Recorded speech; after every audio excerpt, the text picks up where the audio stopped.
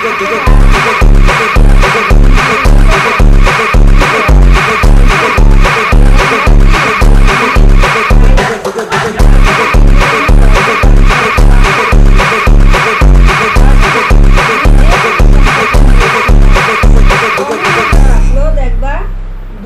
কমে যায় কিনা, তিনবারে কমে যায় কিনা এই সংখ্যাটার উপরে, মানে নিচে থাকে কিনা, বুঝলি? এর লেগে 2 দুগুণে 4 লিখছি, তো 4 আছে 5 হইব 1 হইব, আর 8 এর 8 ইয়া করতে হবে, তো 9 দুগুণে কত? 9 হয়, বুঝলি?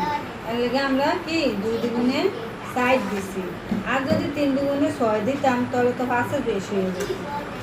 5 এর মানে যে কোনো সংখ্যা যেন বেশি না হয়, কমের মধ্যে থাকলেও দেখবা দুইবারে কমে যায় কিনা, তিনবারে কমে যায় কিনা এই সংখ্যাটার উপরে, মানে নিচে থাকে কিনা, বুঝলি?